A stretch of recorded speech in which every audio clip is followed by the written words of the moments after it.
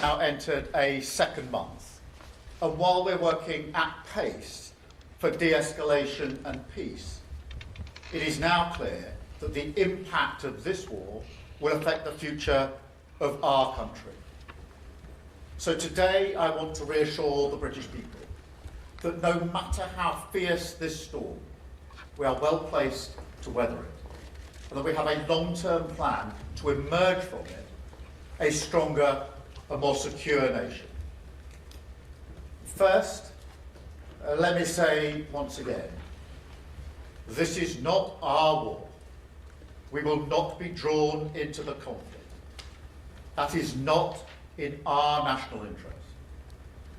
And the most effective way we can support the cost of living in Britain is to push for de-escalation in the Middle East and a reopening of the Strait of Hormuz, which is such a vital route for energy. To that end, we're exploring each and every diplomatic avenue that is available to us. The Foreign Secretary and the Chancellor have met their counterparts in the G7. The Defence Secretary has been in the Middle East speaking to our partners, and the UK has now brought together 35 nations around our statement of intent to push as one for maritime security across the Gulf. And today I can announce that later this week, the Foreign Secretary will host a meeting that brings those nations together for the first time, where we will assess all viable diplomatic and political measures that we can take to restore freedom of navigation, guarantee the safety of trapped ships and seafarers, and resume the movement of vital commodities. Following that meeting, we will also convene our military planners to look at how we can marshal our capabilities and make the Strait accessible and safe after the fighting has stopped. Because I do have to level with people on this. This will not be easy. I spoke with relevant business leaders in shipping, finance, insurance, and energy supply in Downing Street on Monday. And they were clear with me the primary challenge they face is not one of insurance, but one of safety and security of passage. So the fact is, we need all of this together. A united front of military strength and diplomatic activity, partnership with industry, so they too can mobilise once the fighting has stopped. And above all, clear and calm leadership. That is what this country is ready to provide. Because my guide from the start of this conflict has always been the British national interest. And freedom of navigation in the Middle East is in the British national interest. Let me turn now to the impact at home. Because I know that this is causing huge concern. People turn on their television, they look at their screens, they say explosions, infrastructure blown up, aggressive rhetoric. They worry that the UK will be dragged into this. We won't. But I also know that people have a deep sense that this will affect their family and their household. They can see it at the petrol pumps, and they worry about their energy bills. It is the job of government to meet these moments, not just with immediate action, but also with clarity about our direction. That's what I remember about the 1970s, when my family could not pay every bill. We struggled through the energy shocks and the price rises of that decade. But we always believed in the end that my dad was a simple tool maker. My mother was a nurse. I think that's what he says. But my father was a tool maker, meaning he owned a tool factory. He's a fucking liar. Britain would secure a better future for us. And I think that's what's been lacking in the crises of recent years.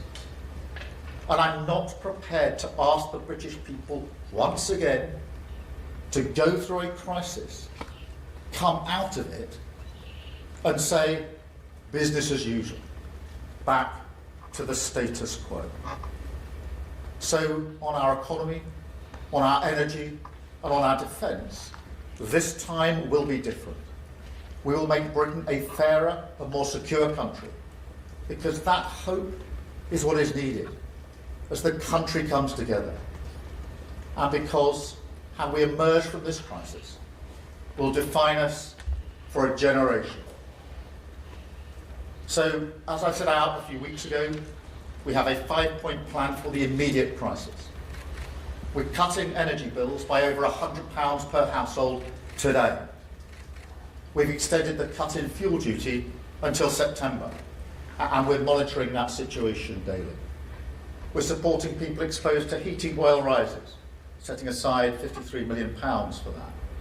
We're taking back control of our energy security by investing in clean British energy, because that is the only way we get your bills off the roller coaster that is controlled by Putin and the Iranian regime.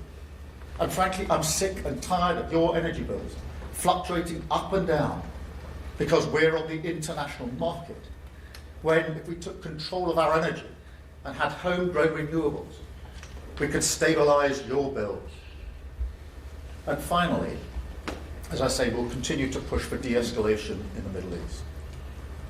But look, there's also a bigger argument here, because every one of these measures is part of a long-term plan to make our country more secure and more resilient to shocks like this. I mean, just look at what's happening today. Today, your energy bills will be cut because of the action that we took at the budget. And whatever happens in Iran, that price is now fixed until July. Today, if you need a prescription, instead of rising as they used to, the price will be frozen for a year. Today, if you're working on the national living wage, your wages will go up. Next week, on Monday, the state pension will go up. Next week, the 2-child limit will be scrapped, lifting 450,000 children out of poverty, the vast majority from working households.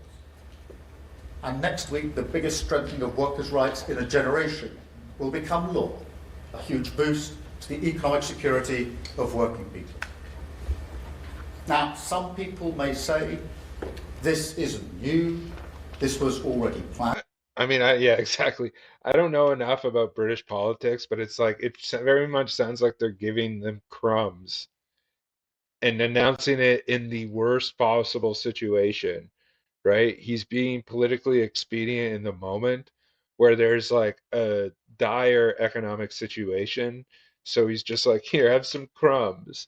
And then say like, this is going to have a massive effect. It's like, yeah, but the reason it's having a massive effect is because of how dire the situation is. Doesn't necessarily mean that it's going to help people when conditions have gotten better, you know? But again, like I said, I don't know British politics enough, but I can guess just by knowing how politicians are in general that that is likely the situation here, you know? And to which I say, yes, that is my point. Everything I've done in politics, certainly since the Ukraine war in 2022, is a response to this new and dangerous world. We campaigned for a windfall tax on oil and gas companies, which we extended. We focused on the cost of living, and we acted at the budget. And we've always emphasised the need for clean British energy. And we've invested because we knew that making our country secure in this world was the ultimate test that we would face, and our ultimate responsibility to the British people. Now, it's not going to be easy, clearly. And in the coming weeks, as you would expect, we will continue to assess the economic effects.